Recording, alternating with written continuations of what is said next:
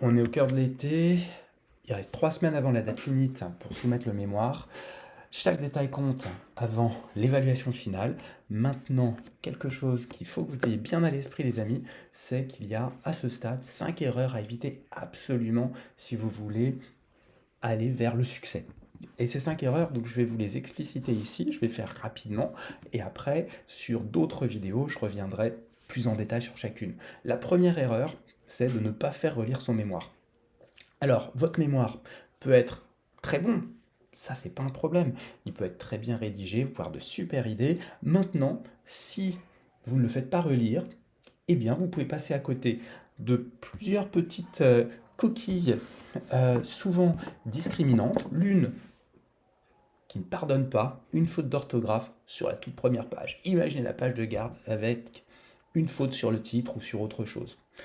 Imaginez également un index ou une table des matières qui ne renvoie pas exactement sur les bonnes pages plus loin dans le mémoire. Imaginez des références qui apparaissent dans le texte du mémoire mais pas dans la bibliographie, ou l'inverse.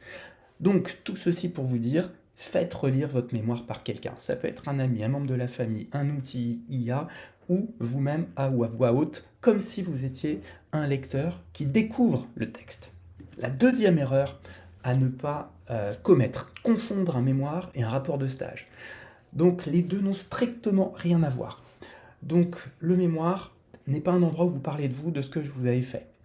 Le mémoire, c'est un endroit dans lequel vous faites un travail de recherche qui part d'une problématique à laquelle vous cherchez à répondre et pour laquelle vous évaluez, vous vous assurez bien d'avoir évalué ce qu'on sait déjà, ce qui reste à découvrir sur le sujet, ce qui fait consensus, ce qui fait débat, ce qui justifie votre travail.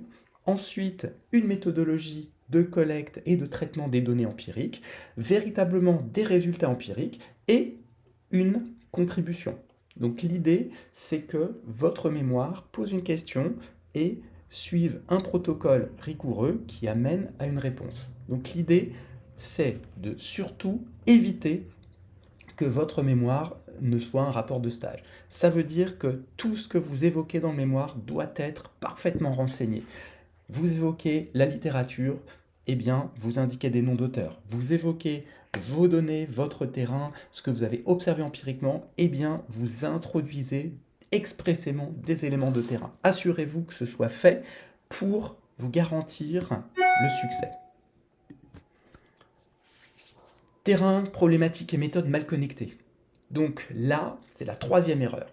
Troisième erreur, donc vous pouvez avoir fait une très belle analyse, vous pouvez avoir fait un très beau mémoire, sauf que finalement, on se rend compte, ou vous vous rendez compte, que le tout ne forme pas un ensemble cohérent, donc le lien logique est au mieux distendu, au pire absent. C'est-à-dire, et ça c'est le pire, votre problématique ne trouve pas de réponse en conclusion, ce qui est toujours gênant. Ou bien les moyens que vous mettez en œuvre avec la collecte ou le traitement des données ne permet pas de répondre à votre problématique. Auquel cas, il sera important de revoir la problématique, donc de la reformuler pour que tout soit bien aligné. Et ça, c'est capital.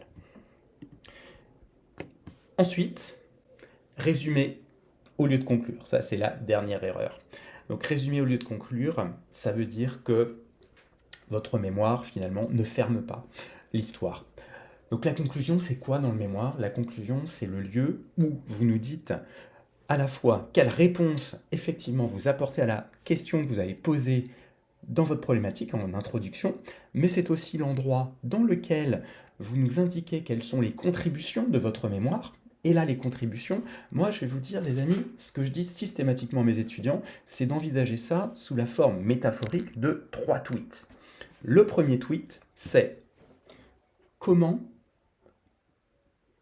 qu'est-ce que j'aimerais que le lecteur retienne de mon mémoire, avec une accroche, des hashtags qui sont les mots-clés importants et un message. Deuxième tweet métaphorique, pourquoi, en 2 mots, et comment je voudrais que mon mémoire soit cité par d'autres.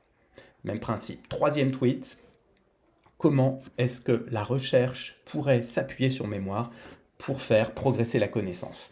Donc avec ces trucs, les éléments importants à ne surtout pas négliger sur la fin du mémoire, vous avez de quoi, normalement, être parfaitement équipé pour réussir une soumission dans les semaines qui viennent. Donc à très bientôt les amis pour de nouvelles vidéos, de nouveaux trucs et astuces sur la fin du mémoire.